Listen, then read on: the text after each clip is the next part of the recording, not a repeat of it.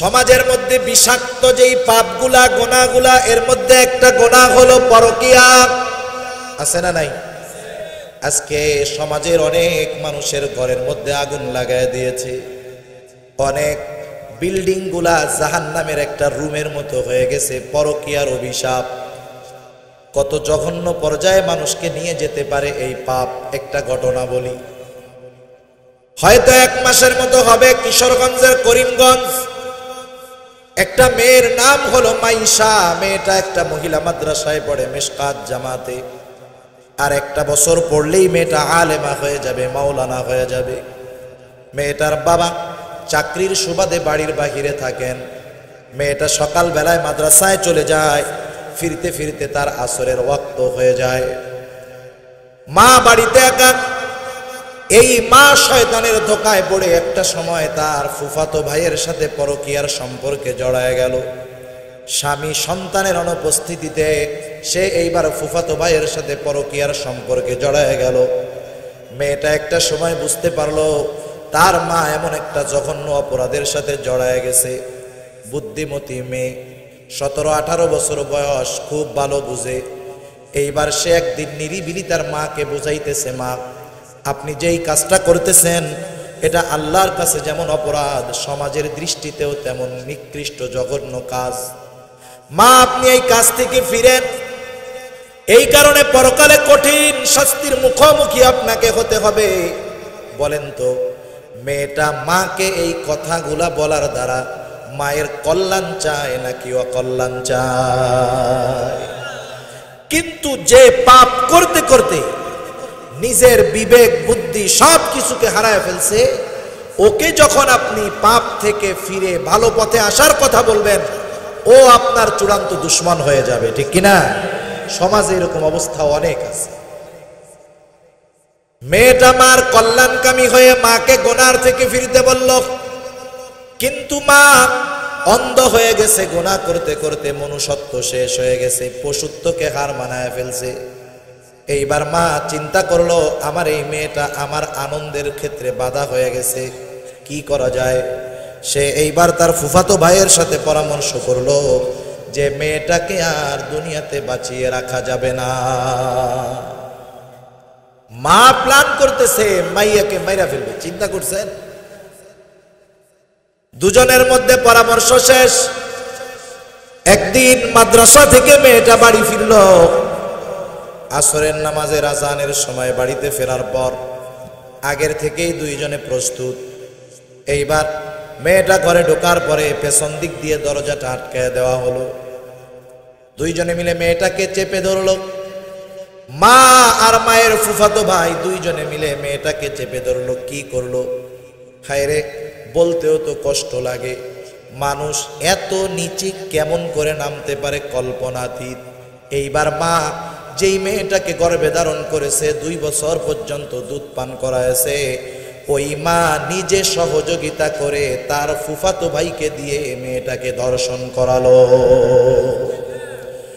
শুধু যেই করলো তা না, দুজনে এবার মেয়েটারে গলা টিপে মেরে ফেললো। বলেন তো, একজন সুস্থ মস্তিষ্কের মানুষ সে কি নিজের সন্তানের ব্যাপারে এমনটা কল্পনা করতে পারে নাকি? সুম্মাল আমসালু ফাল আমসাল আও কামা ক্বালা an-নবী সাল্লাল্লাহু আলাইহি ওয়াসাল্লাম সাদাকাল্লাহুল আলিয়্যুল আযীম ওয়া সাদাকা রাসূলুহুন নবিয়্যুল কারীম ওয়া নাহনু আলা যালিকা মিনাশ শাহিদিনা ওয়াশ শাকিরিন ওয়ালহামদুলিল্লাহি রাব্বিল আলামিন।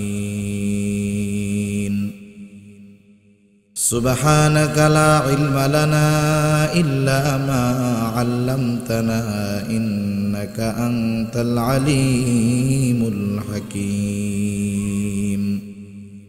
আমরা মুহাব্বতের সাথে জবান খুলে সবাই দুরূদ শরীফ পাঠ করি। আল্লাহুম্মা সাল্লি আলা মুহাম্মাদিন ওয়া আলা আলি মুহাম্মাদ كما صليت على إبراهيم وعلى آل إبراهيم إنك حميد مجيد اللهم بارك على محمد وعلى آل محمد كما باركت على إبراهيم وعلى آل إبراهيم إنك حميد مجيد محمد نے آکر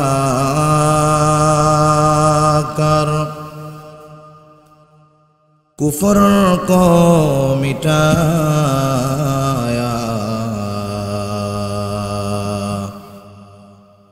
کفر کو مٹا کر صداقت کو بتایا بلغ العلا بکمالہ کشف الدجى بجماله حسنت جميع خصاله صلوا عليه وآله لا إله إلا الله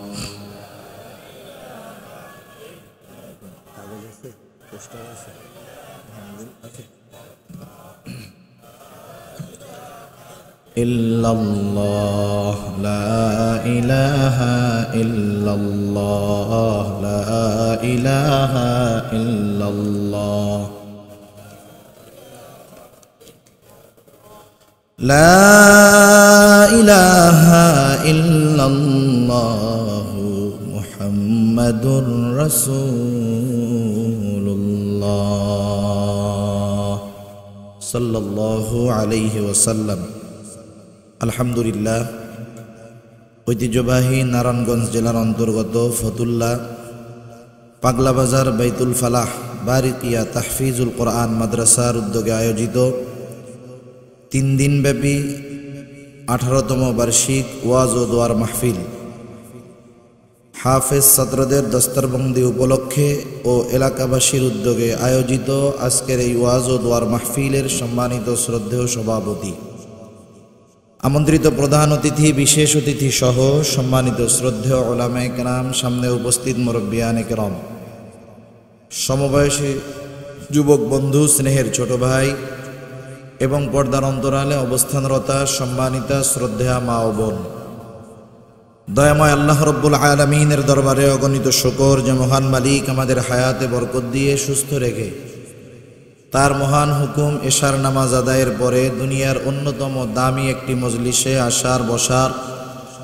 দ্বীনি আলোচনা শ্রবণ এবং আমাকেও আপনাদের খেদমতে কিছু দ্বীনি কথা পেশ করবার সুযোগ যে মহান মালিক দান করলেন সেই মালিককে খুশি করার জন্য মহব্বতের সাথে জবান খুলে অন্তর থেকে আমরা একবার কালিমাতুশ শুকর পাঠ করি আলহামদুলিল্লাহ অগণিত দুরুদ ও সালাম সৈয়দুল আম্বিয়া আশরাফুল আম্বিয়া খাতামুল আম্বিয়া বিশ্বনবী শেষ নবী শ্রেষ্ঠ নবী মুহাম্মাদুর রাসূলুল্লাহ সাল্লাল্লাহু আলাইহি ওয়াসাল্লামের প্রতি আল্লাহ তাআলা আমাদেরকে এখানে আসার বসার তৌফিক দিয়েছেন তাই আমরা আসতে পেরেছি বসতে পেরেছি কি বলেন আল্লাহ যদি তৌফিক না দিতেন আমরা এখানে আসতেও পারতাম না বসতেও পারতাম না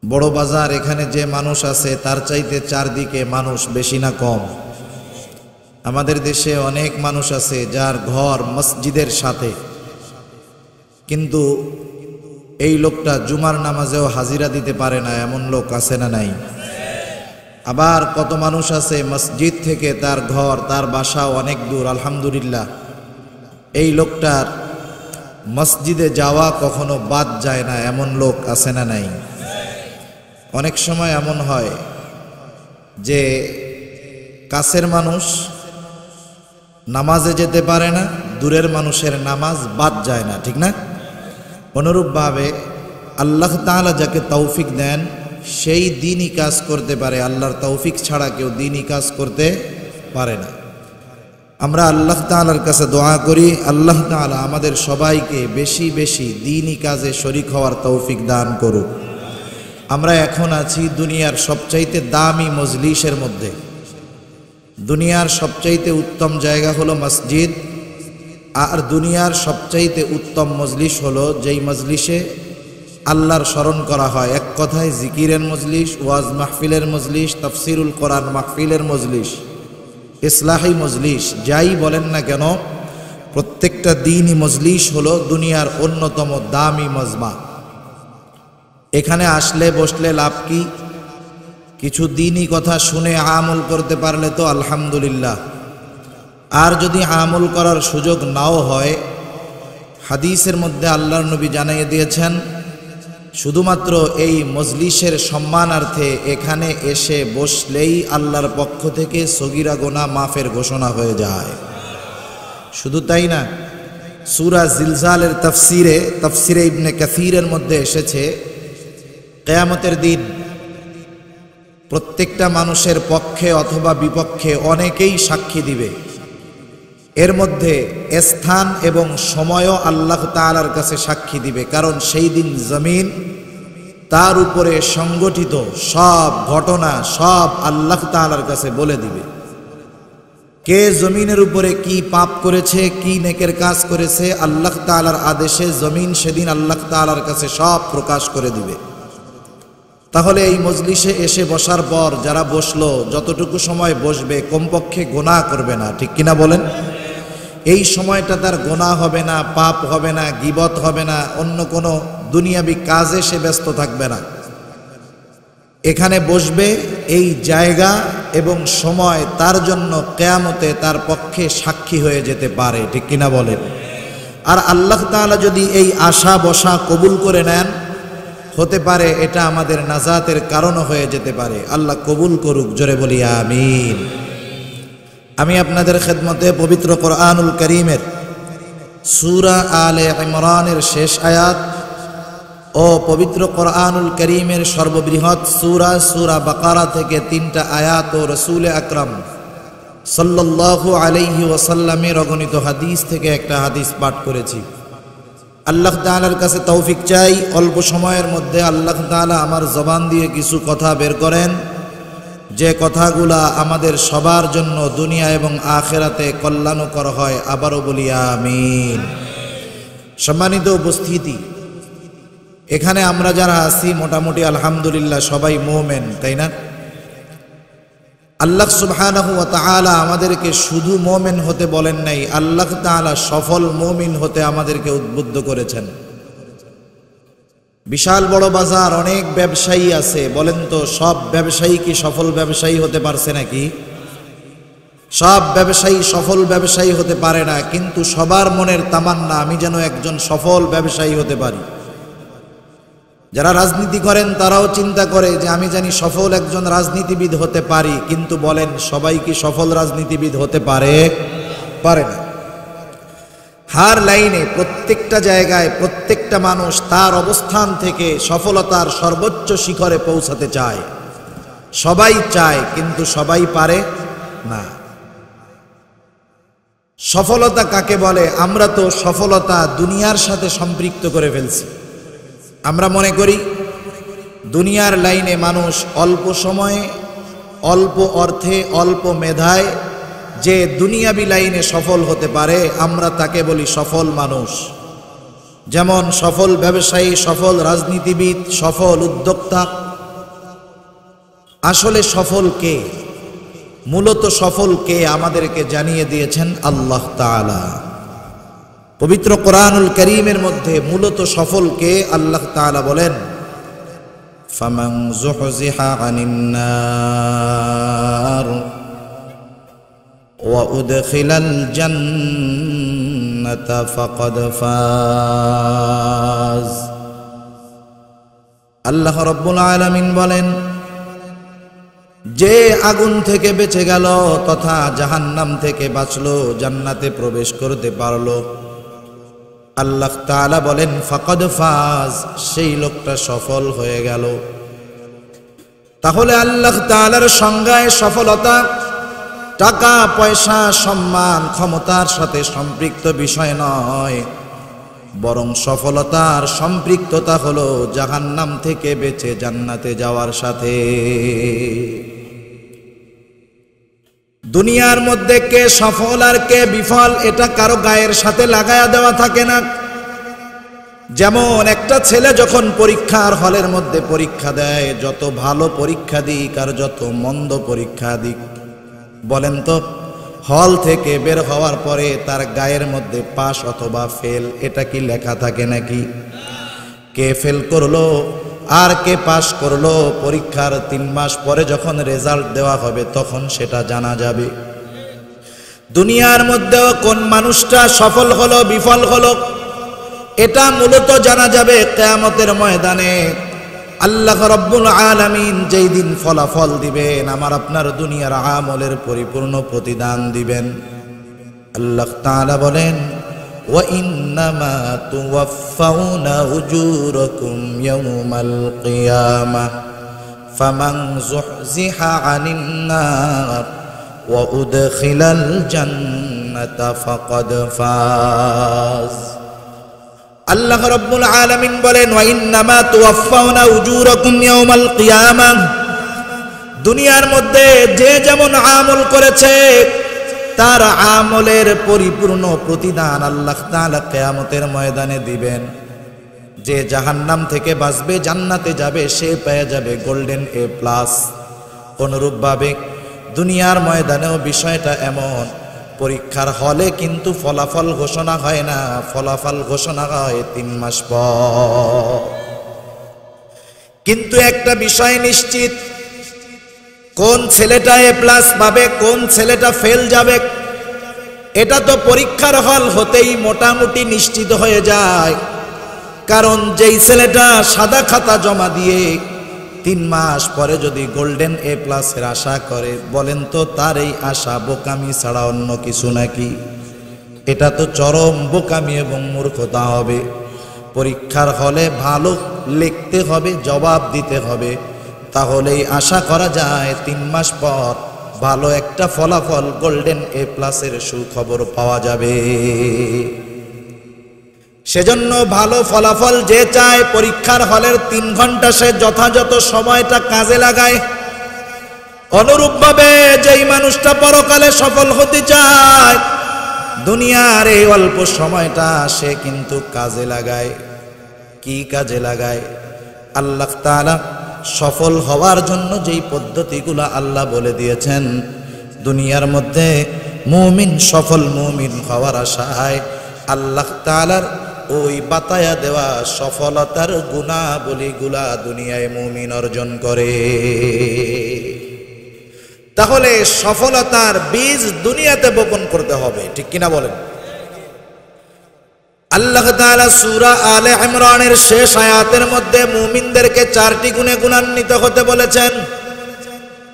আল্লাহ তাআলা জানায় দিয়েছেন যেই মুমিন এই 4 গুণে গুণান্বিত হবে সেই মুমিন সফল মুমিন হয়ে যাবে। আল্লাহ তাআলা মুমিনদেরকে উদ্দেশ্য করে বলেন, ইয়া আইয়ুহাল্লাযীনা আমানু, আল্লাহ তাআলা বলেন হে ঈমানদারেরা। 1 নম্বর গুণ আল্লাহ তাআলা বলেন ইসবিরু, বান্দা তুমি সবর করো, মুমিন তুমি সবর করো। 2 নম্বর গুণ আল্লাহ তাআলা বলেন ওয়াসাবিরু, ও মুমিন সবরের উপরে অটল থাকো। 3 নম্বর আল্লাহ তাআলা বলেন ওয়ারাবিতু, সর্বদা জিহাদের জন্য প্রস্তুত থাকো। 4 নম্বর আল্লাহ তাআলা বলেন ওয়াত্তাকুল্লাহ, মুমিন তুমি মুত্তাকি হও। এখন এই 4 গুণ তুমি কেন অর্জন করবা? 4 গুণে কেন গুণান্বিত হবা? আল্লাহ তাআলা বলেন লাআল্লাকুম তুফলিহুন, মুমিন যাতে তুমি একজন সফল মুমিন হতে পারো। আমরা সফল মুমিন হতে চাই না? আওয়াজটা ছড়াই দেন একটু। আমরা সফল মুমিন হতে চাই না? গুণ লাগবে কয়টা? 4টি গুণ লাগবে, 4টি গুণ। আল্লাহ রাব্বুল আলামিন 1 নম্বরে বলেন মুমিন ইসবিরু, তুমি সবর করো। সবর, সবর বলতে আমরা কি বুঝি? সবর বলতে আমরা বুঝি যে বিপদ আপদ মুসিবত কষ্ট ব্যবসায় লস শারীরিক অসুস্থতা, এই সময় মনে হয় চুপ করে বসে থাকার নাম সবর। আসলে মূলত এটাই যে সবর তা নয়। তাফসিরে মাআরিফুল কোরআন সহ দুনিয়ার যত প্রসিদ্ধ তাফসির আছে প্রত্যেকটা তাফসীরের মধ্যে মুফাসসিরিনে কেরাম জানায় দিয়েছেন মুমিন কয়টা জায়গায় সবর করবে সুন্দরভাবে উল্লেখ করে দেওয়া হয়েছে। তাফসীরে মাআরিফুল কোরআনের মধ্যেও এসেছে মুমিন মূলত সবর করবে 3 জায়গায়। কয় জায়গায় সবর হবে? জোরে বলেন, কয় জায়গায়? 3 জায়গায় সবর হবে। 1 নাম্বার সবরুন আলা তাআত, 2 নাম্বার সবরুন আনিল মাআসি, 3 নাম্বার সবরুন আলাল মাসায়েব। 1 নাম্বারের সবর হলো সবরুন আলা তাআত, আই সবরুন আলাল ইবাদাহ। ইবাদতের মধ্যে হবে সবর, ইবাদতের মধ্যে হবে সবর। তার মানে আমার আপনার ইবাদত হতে হবে সবরওয়ালা ইবাদত। এখন কথা হলো কোন ইবাদত সবরওয়ালা ইবাদত? যেই ইবাদত সুন্দর সেই ইবাদত হলো সবরওয়ালা ইবাদত। কারণ আল্লাহ তাআলা আমাদেরকে তার ইবাদত করার জন্য সৃষ্টি করেছেন না? আল্লাহ তাআলা বলেন ওয়ামা খালাকাতুল জিন্না ওয়াল ইনসা ইল্লা লিয়াবুদুন।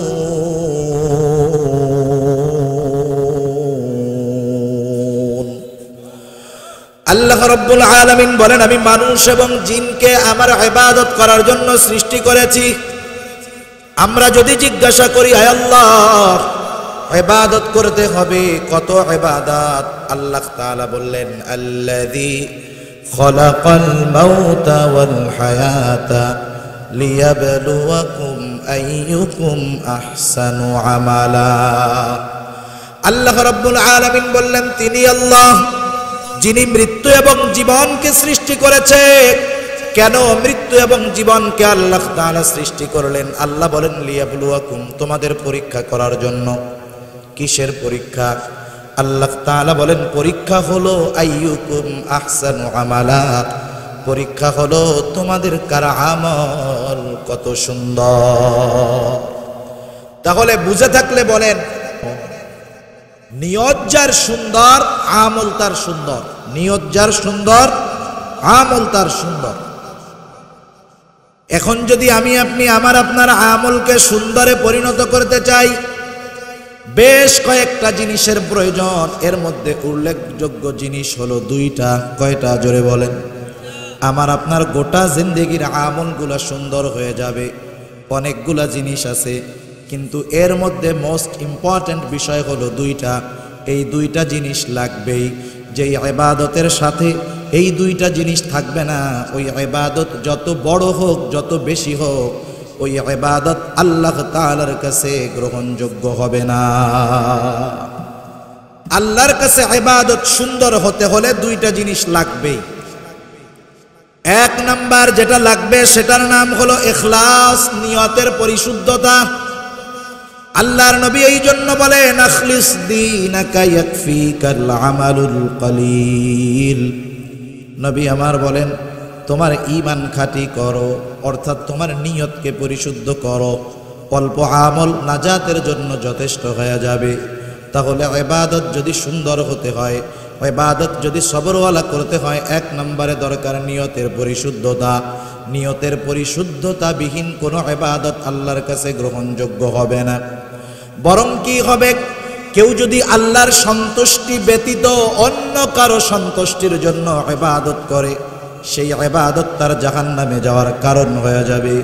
কারণ কিয়ামতের ময়দানে আমাদের প্রত্যেকের আমলকে আল্লাহর সামনে হাজির করা হবে। আল্লাহ তাআলা শুধুমাত্র ওই ইবাদতগুলাকেই গ্রহণ করবেন যেই ইবাদতগুলা একমাত্র আল্লাহর সন্তুষ্টির জন্যই করা হয়েছে। আল্লাহ তাআলা বলেন ওয়াকাদিমনা ইলা মা আমিলু মিন আমালিন ফাজআলনাহু হাবাআম মানসুরা। আল্লাহ রাব্বুল আলামিনের সামনে আমার আপনার জিন্দেগির সব আমলকে হাজির করা হবে। আল্লাহ তাআলার কুদরতি মেশিনে আমার আপনার আমল যাচাই বাছাই হয়ে যাবে। আল্লাহ তাআলা শুধুমাত্র ইখলাসওয়ালা আমলগুলাকে গ্রহণ করবে, কবুল করবে, আর বাকি আমলগুলাকে আল্লাহ তাআলা নিশ্চিহ্ন করে দিবে, ধুলায় পরিণত করে দিবে। শুধু তাই না, ইবাদতের একমাত্র হকদার ছিল আল্লাহ।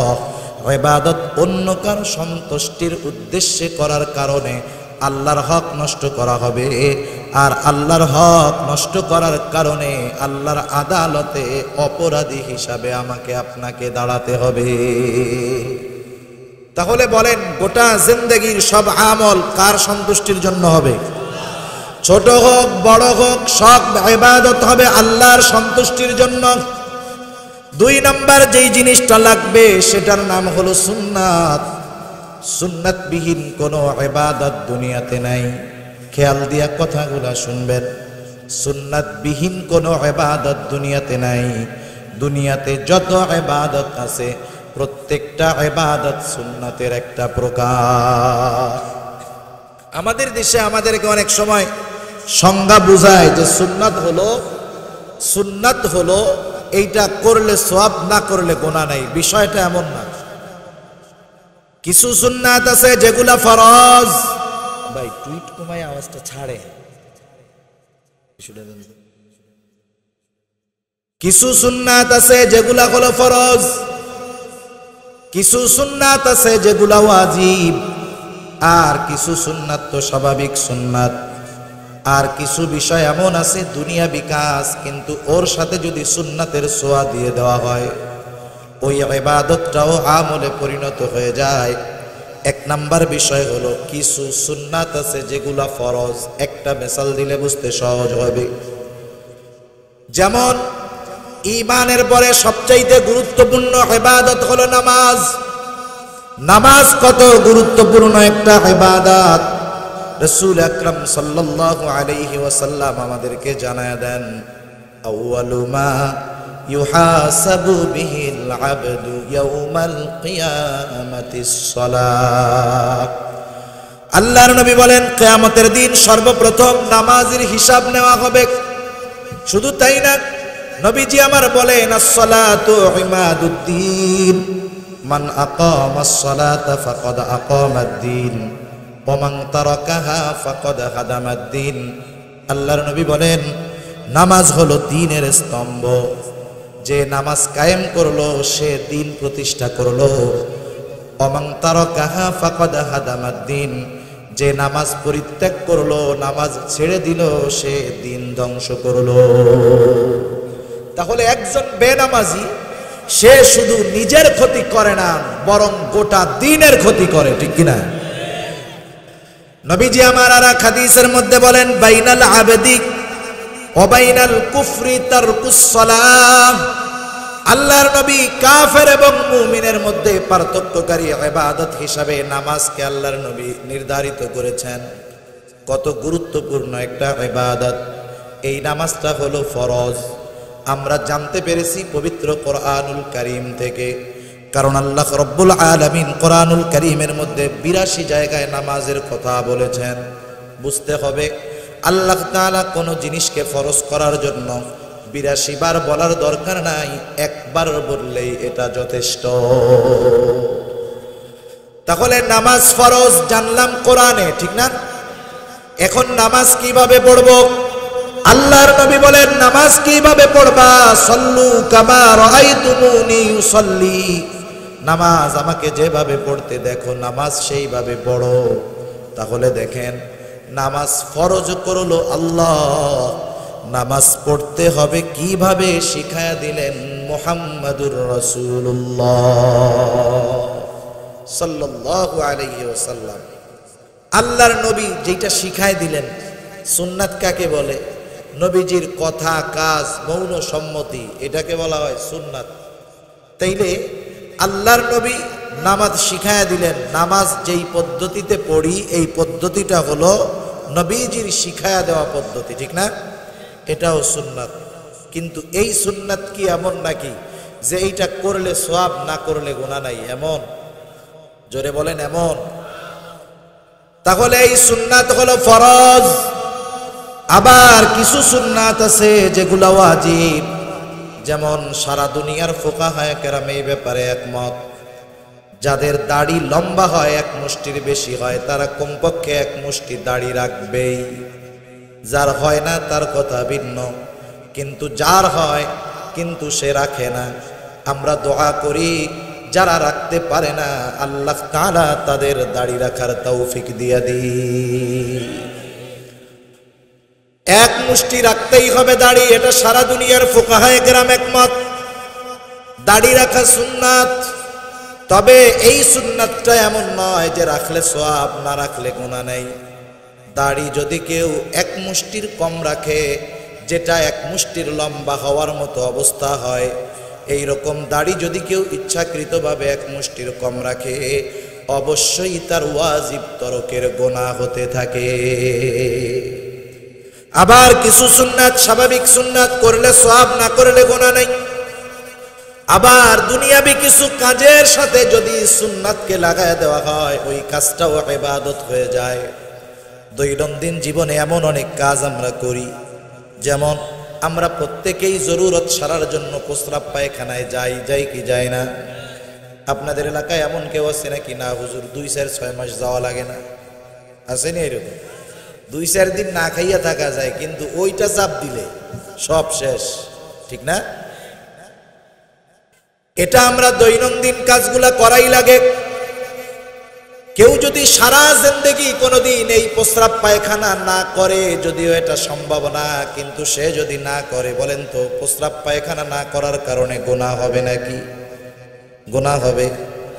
সে যদি প্রতিদিন 10 বার করে সওয়াব হবে। তাহলে বোঝা গেল কাজটা হলো এমন কাজ, করলে সওয়াবও নাই, না করলে গুনাহও নাই। কিন্তু এই কাজটা করতে গিয়া কেউ যদি শুধু একটু নিয়তের পরিবর্তন করে আর পদ্ধতিটা যদি সুন্নাহ তরিকায় যদি কাজটা করে, তাহলে তার এই কাজটাও ইবাদত হয়ে যায়। যেমন একজন মানুষ ফজরের আজান শুনে ঘুম থেকে উঠলো, নিয়ত করলো যে আমাদের ইমাম সাহেব তো ফজরের সময় লম্বা কেরাত পড়ে, আমি যদি এখন দৌড় দিয়া যাই, আমার যদি নামাজের মধ্যে জরুরতে চাপ দেয়, নামাজের মধ্যে বিঘ্ন সৃষ্টি হবে, তাহলে কি করা যায়? আমি আমার জরুরতটাকে সাইরা নেই। এবার সে বাথরুমের উদ্দেশ্যে রওনা হলো। প্রথমে মাথাটারে ঢাইকা নিল।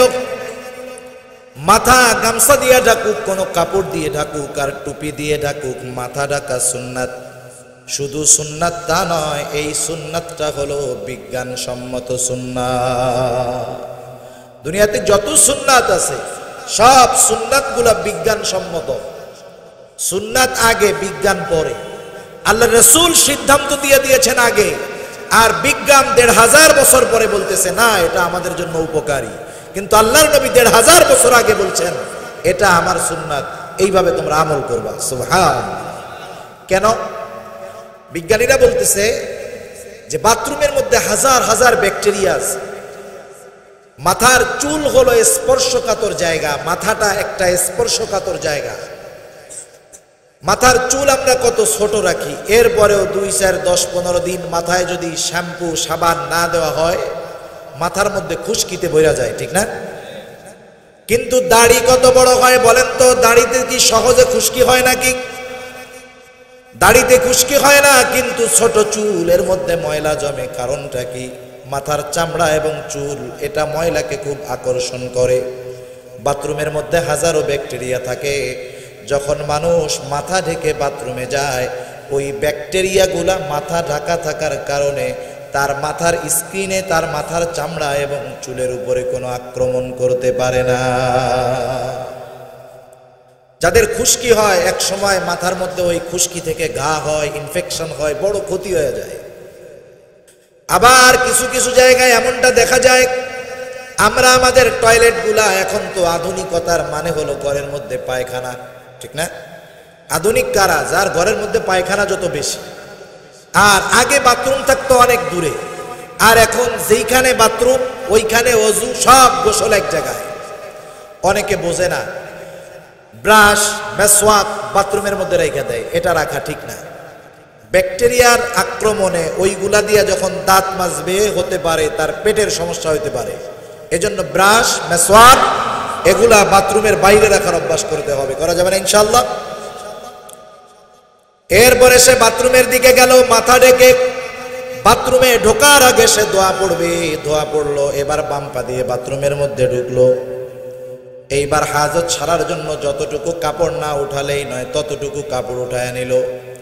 এবার জরুরত সারা শেষ, ঢিলা কুলুক ব্যবহার করলো, পানি ব্যবহার করলো। এবার বাথরুম থেকে বের হলো ডান পা দিয়ে, বাথরুম থেকে বের হয়ে দোয়া পড়লো। এই যে কাজটা সে করলো নিয়ত এবং সুন্নাহ পদ্ধতি অনুসরণ করার কারণে এই বাথরুম করাটাও ইবাদতে গণ্য হয়ে গেল। সেজন্য সুন্নাতবিহীন কোনো ইবাদত নাই। আল্লাহ তাআলা কোরআনুল কারীমের মধ্যে বলেন, কুল আতিউল্লাহ ওয়া আতিউর রাসূল। আল্লাহ তাআলা বলেন, তোমরা আল্লাহর আনুগত্য করো, তার রাসূলের আনুগত্য করো। আমরা প্রশ্ন করলাম, আয় আল্লাহ, আনুগত্য তো তার করা যায় যাকে দেখা যায়, যার সম্পর্কে জানা যায়।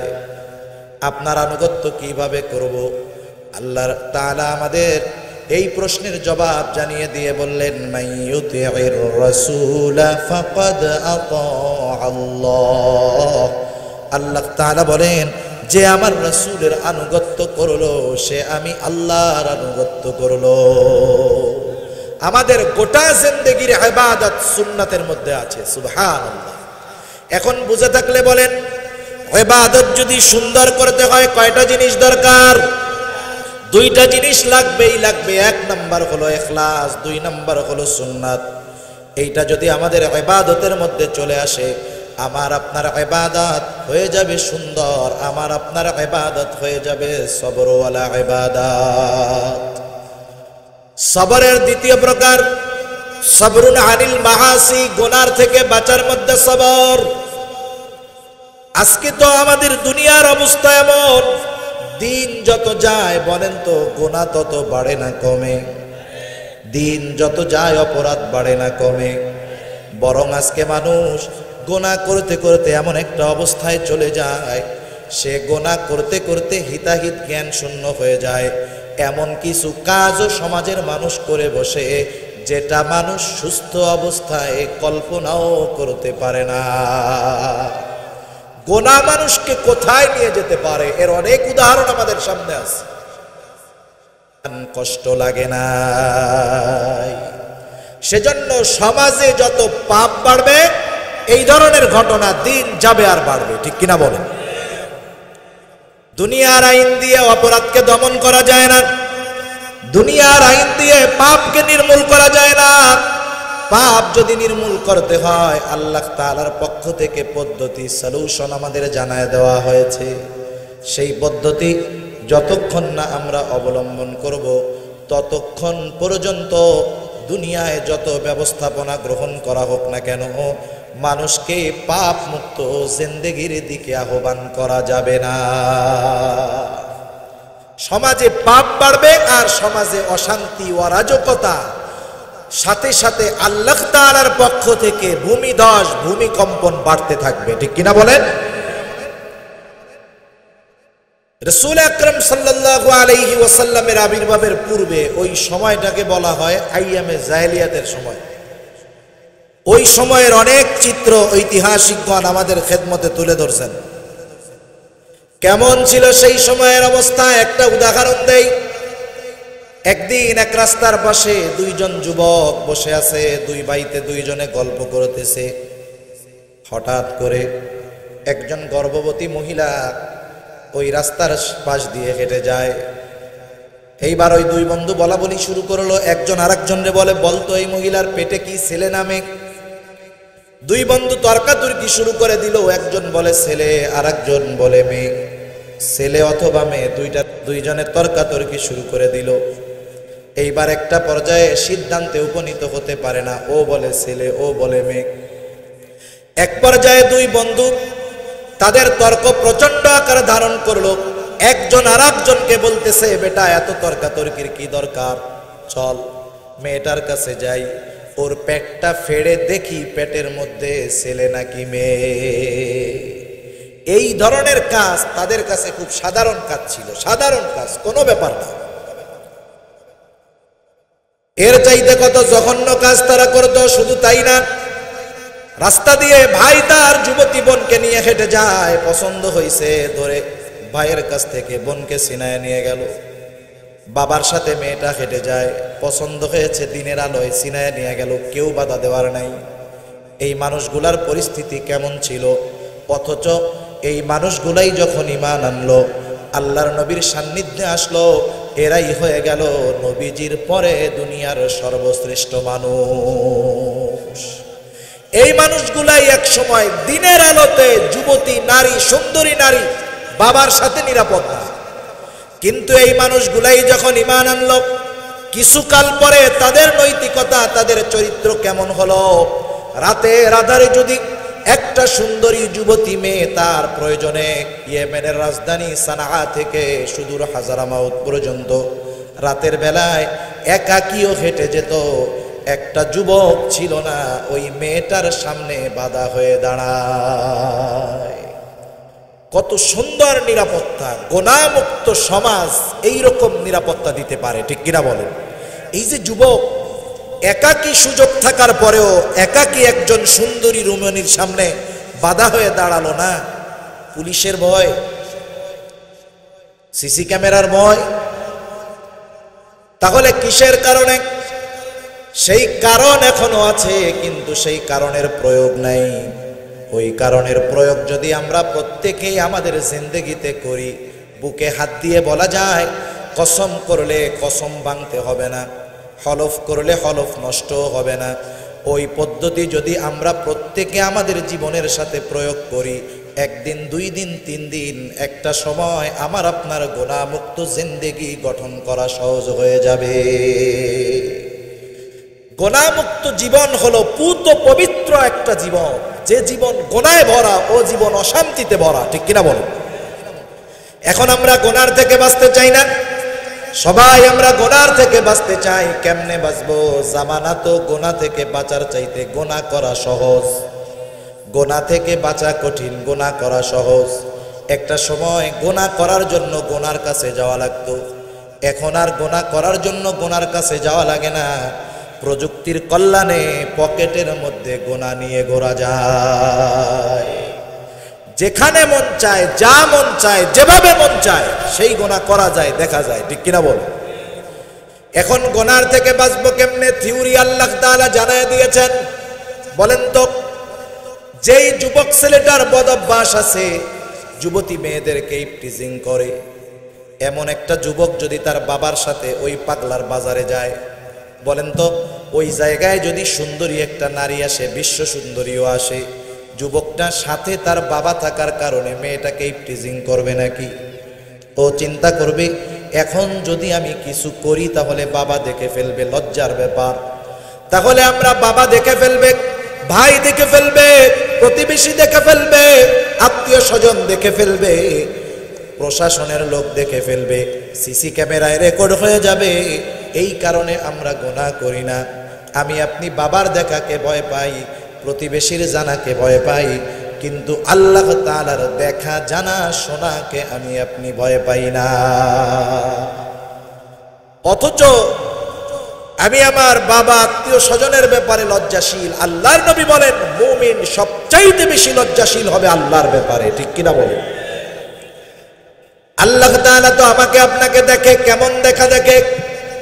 আল্লাহ রাব্বুল আলামিন বলেন, ওয়ালাকাদ খালাকানাল ইনসানা ওয়া না'লামু মা তুওয়াসওয়িসু বিহি নাফসুহু ওয়া নাহনু আকরাবু ইলাইহি মিন হাবলিল ওয়ারিদ। আল্লাহ তাআলা বলেন, ওয়ালাকাদ খালাকনাল ইনসান, আমি আল্লাহ তাআলা মানুষকে সৃষ্টি করেছি, শুধু সৃষ্টি করেছি তা নয়, ওয়া না'লামু মা তুওয়াসওয়িসু বিহি নাফসুহু, আল্লাহ তাআলা বলেন আমি জানি মানুষের অন্তরের মধ্যে কোন জিনিসে ওয়াসওয়াসা দেয়। বলেন তো, ওয়াসওয়াসা দেখা যায় নাকি? জোরে বলেন, দেখা যায়। কিন্তু আল্লাহ কি বলে? ওয়া না'লামু মা তুওয়াসওয়িসু বিহি নাফসুহু, আল্লাহ তাআলা বলেন মানুষের অন্তরের মধ্যে কোন জিনিসে ওয়াসওয়াসা দেয় আমি আল্লাহ জানি। কেন আল্লাহ তাআলা জানেন? আল্লাহ তাআলা বলেন, বান্দা আমি তোমার অন্তরের ওয়াসওয়াসার খবর জানার কারণ হলো ওয়া নাহনু আকরাবু ইলাইহি মিন হাবলিল ওয়ারিদ, আমি আল্লাহ তোমার অন্তরের ওয়াসওয়াসার খবর জানার কারণ হলো আমি আল্লাহ তোমার শাহরগের চাইতে অধিক নিকটে। সোজা কথা, আমি আমার যত কাছে তার চাইতে বেশি কাছে কে? জোরে বলেন কে? আমি আমার অনেক কিছু দেখি না, আয়না ছাড়া চোখ দেখি না, কপাল দেখি না, পিঠ দেখি না, কিন্তু আল্লাহ তাআলা আমার অন্তরের গহীন কোণে কে ওয়াসওয়াসা দেয় দুনিয়ার কেউ জানে না, জানে কে?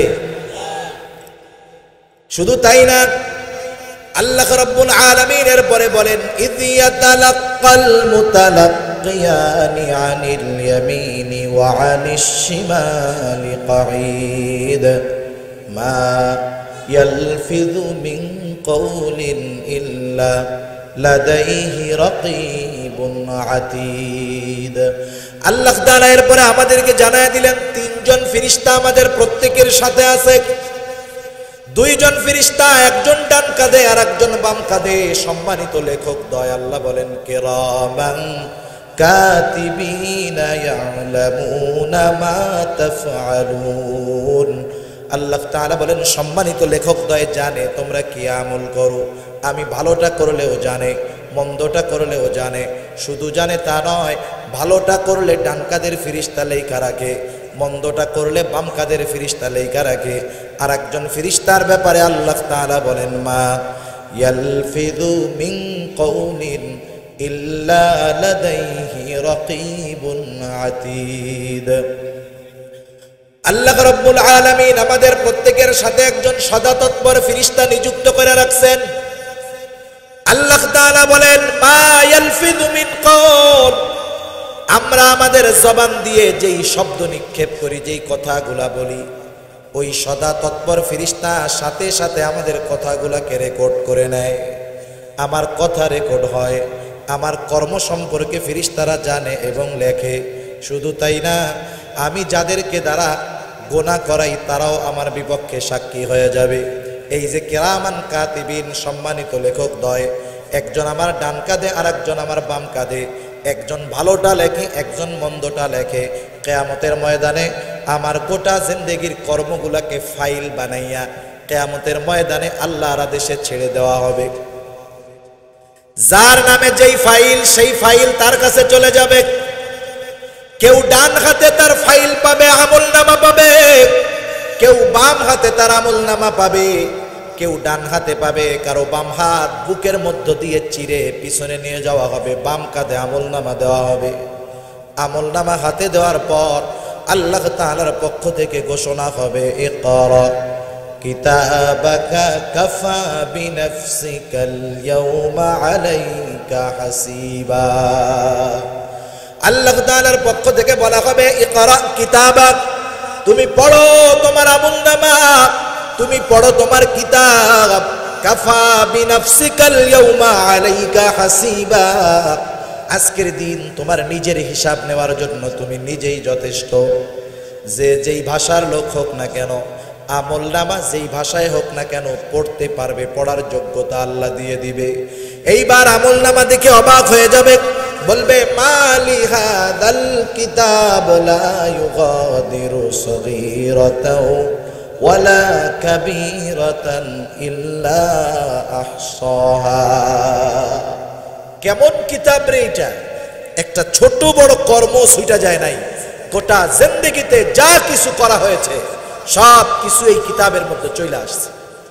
এরপরেও একদল মানুষ, তারা আমলনামায় লিপিবদ্ধ হওয়া তার জিন্দেগির পাপগুলাকে অস্বীকার করবে। ওরা বলবে আল্লাহ, এই আমলনামার মধ্যে আমার ব্যাপারে যেই পাপগুলা লেখা, এগুলা আমি করি নাই, আমি বিশ্বাস করি না। আল্লাহ তাআলা বলবে কেন বিশ্বাস করো না? এইবার ওই লোকটা বলবে আল্লাহ, আমি যাদেরকে দিয়ে পাপ করেছি তাদেরকে আমার পাপের ব্যাপারে সাক্ষী দিতে হবে। আমরা পাপ করি হাত দিয়ে, পাপ করি পা দিয়ে, পাপ করি চোখ দিয়ে, পাপ করি কান দিয়ে, পাপ করি জবান দিয়ে, ঠিক কিনা বলেন? আল্লাহ রাব্বুল আলামিন জানায় দিয়েছেন কি করবে। তারা যখন বলবে আমি হাত দিয়ে যেই গুনাহগুলা করেছি, আল্লাহ আমার গুনাহগুলার ব্যাপারে হাতের সাক্ষী দিতে হবে, পায়ের গুনার ব্যাপারে পায়ের সাক্ষী দিতে হবে। আল্লাহ তাআলা বলেন বান্দা সেই ব্যবস্থাও আমি আল্লাহ রাইখা দিছি। আল্লাহ বলেন আল ইয়াউমা নাখতিমু আলা আফওয়াহিহিম ওয়া তুকাল্লিমুনা আইদিহিম وتشهد أرجلهم بما كانوا يكسبون আল্লাহ রাব্বুল আলামিন বলেন আল ইয়াউম আজকের এই দিন অর্থাৎ কিয়ামতের দিন আল্লাহ তাআলা বলেন নাখতিমু আলা আফওয়াহিহিম আমি তাদের মুখের উপরে মোহর মেরে দিব কথা বলতে পারবে না ওয়া তুকাল্লিমুনা আইদিহিম আমার সাথে কথা বলবে তাদের হাত ওয়া তাশহাদু আরজুলুহুম সাক্ষী দিবে তাদের পা বিমা কানু ইয়াকসিবুন হাত পা দ্বারা তারা কি উপার্জন করছে শুধু যে হাত পা সাক্ষী দিবে তা না আল্লাহ তাআলা এক জায়গায় বলেন শাহিদা আলাইহিম সামউহুম ওয়া আবসারুহুম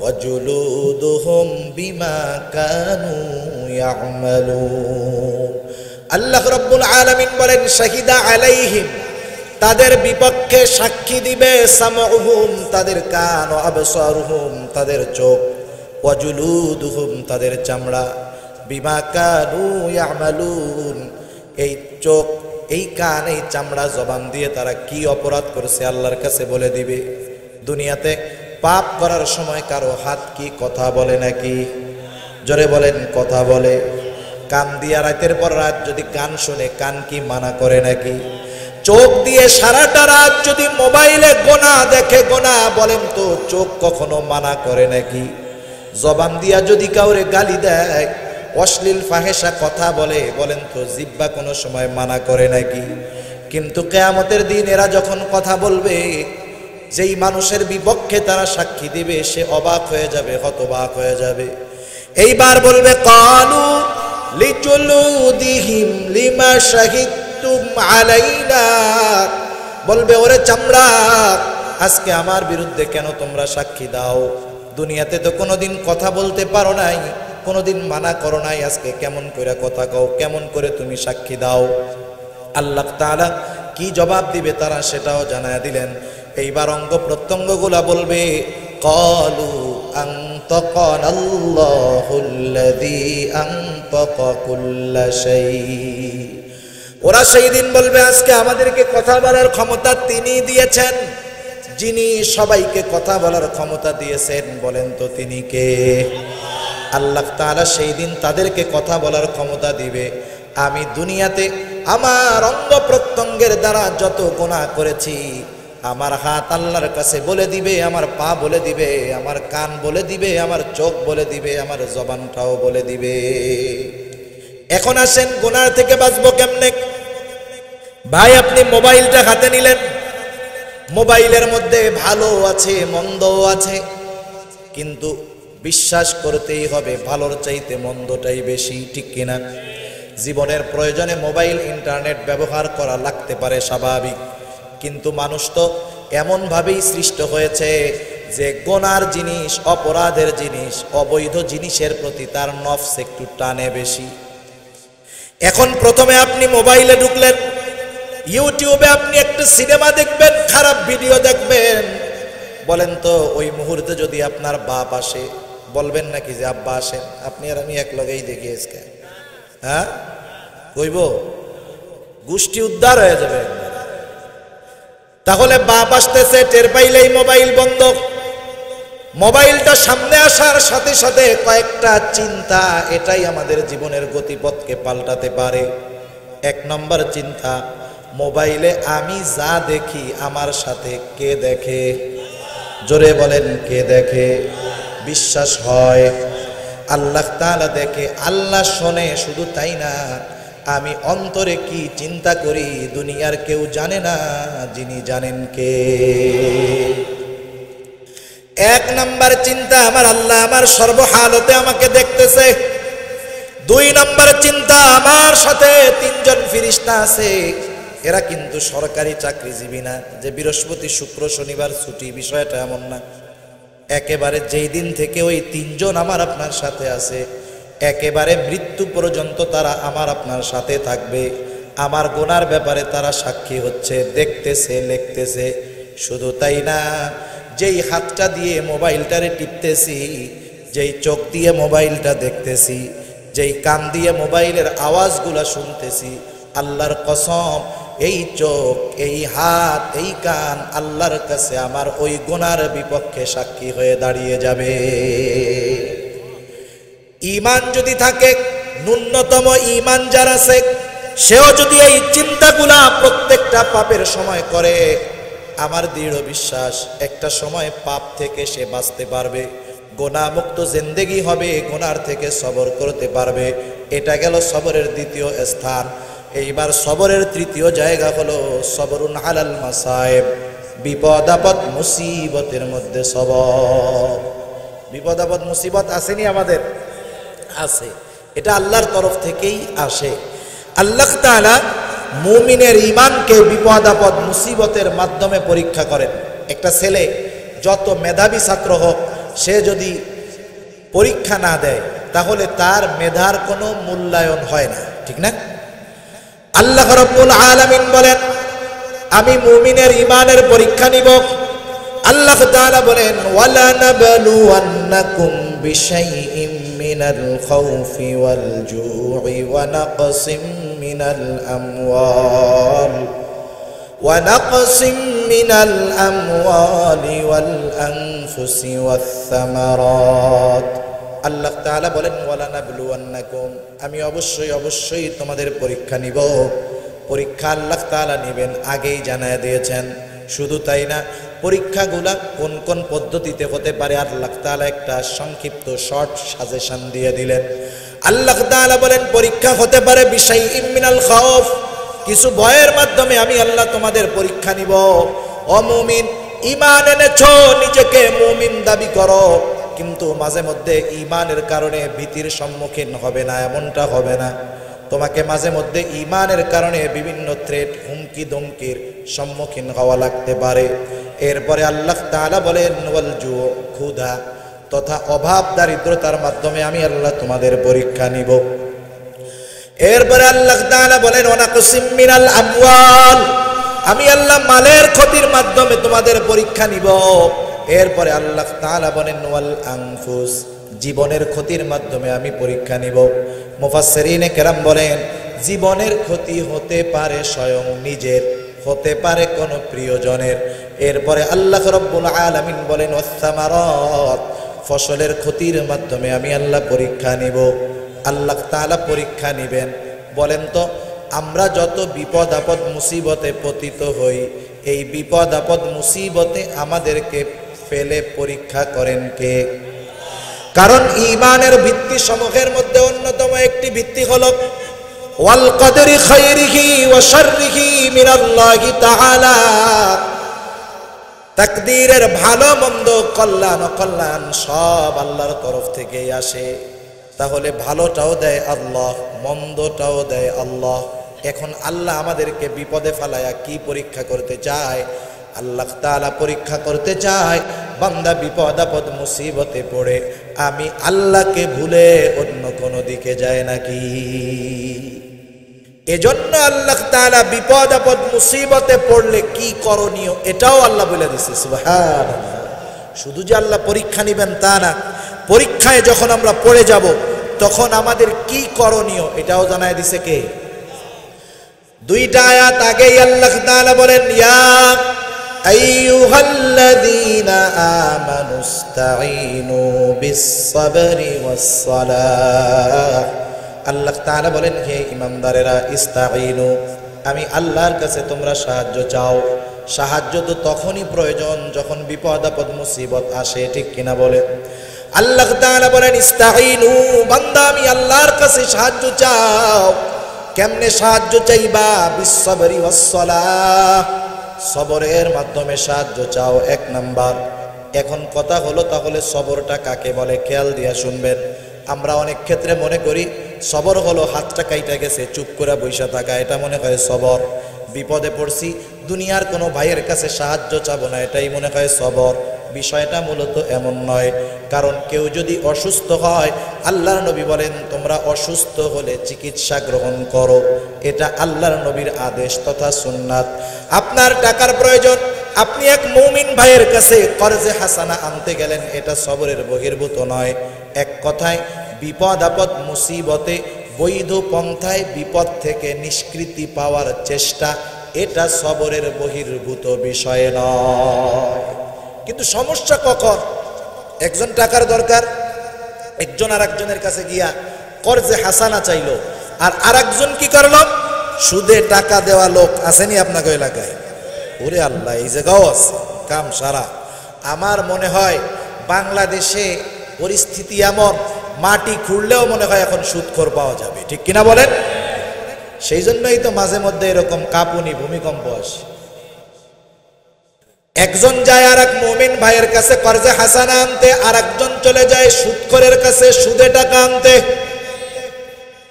অবৈধ পন্থা অবলম্বন করা যাবে না, বৈধ পন্থা অবলম্বন করতে হবে, তবে ওই পন্থার উপরে তাওয়াক্কুল রাখা যাবে না।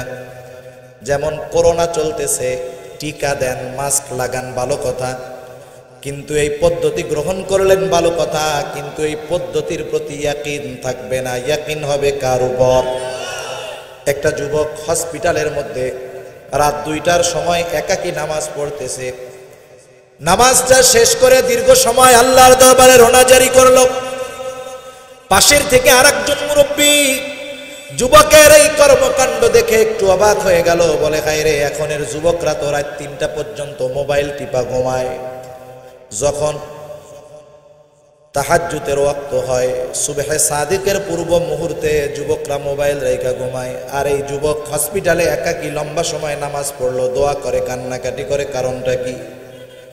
এইবার মুরব্বী গিয়া যুবকটারে জিজ্ঞাসা করে, বাবা, এই জামানায় তুমি কে যুবক, যখন যুবকরা ঠিক মতো ফরজ নামাজ পড়ে না, জুমার নামাজও পারলে ঠিক মতো পড়ে না, আর তুমি তাহাজ্জুদ পড়তেছো, কান্নাকাটি করতেছো, কারণ কি? যুবকটা এবার বলে, চাচা, অপারেশন থিয়েটারের মধ্যে আমার মাকে ঢুকায় দিয়ে আসছি, আমার মায়ের অপারেশন চলতেছে, চাচা, আল্লাহর কাছে আপনিও একটু দোয়া কইরেন যাতে আল্লাহ তাআলা আমার মার অপারেশনটাকে সাকসেসফুল করে দেয়। দোয়া চায় না এরকম? আমাকে কাছে মাঝে মধ্যে চাই, হুজুর, আমার অমুক আত্মীয় বিদেশে অপারেশন চলতেছে, একটু দোয়া করেন আল্লাহ যেন অপারেশনটা সাকসেস করে দেয়। বলেন তো, অপারেশন থিয়েটারের মধ্যে অপারেশন আল্লাহ করে নাকি ডাক্তার করে? জোরে বলেন, কে করে? তাহলে বোঝা গেল অপারেশন ডাক্তার করে, কিন্তু অপারেশন সাকসেসফুল যিনি করেন তিনি কে? এই বিশ্বাসটাই থাকতে হবে যে অপারেশন সাকসেস আনসাকসেস এটা ডাক্তারের হাতে নাই, কার হাতে? যাই হোক, এই দুইটা বিষয় যদি ঠিক থাকে, আমার আপনার সবর ঠিক থাকবে। এরপরে আল্লাহ তাআলা বললেন, ওয়াসসালাত, সালাতের মাধ্যমে আমি আল্লাহর কাছে তোমরা সাহায্য চাও। কারণ আমি আপনি দুনিয়ার যত প্রয়োজন আছে, নামাজের মাধ্যমে বান্দার সাথে আল্লাহর সবচাইতে নৈকট্য হয় বেশি। নবীজিও শিখায় দিয়েছেন সালাতুল হাজাত। এই জন্য বিপদ আপদ মুসিবতে সবর এবং সালাতের মাধ্যমে আল্লাহর কাছে সাহায্য চাইতে হবে। এখন যেই মুমিন এই দুইটা জিনিস ঠিক রাখবে, সবর এবং সালাতের মাধ্যমে বিপদ আপদে আল্লাহর কাছে সাহায্য চাইবে, আল্লাহ তাআলা এইবার ওই মুমিনকে আল্লাহ রব্বুল আলামিন একটা উপাধি দিয়ে দেয়। সবাই মুমিন, কিন্তু সবাই মুত্তাকি মুমিন না।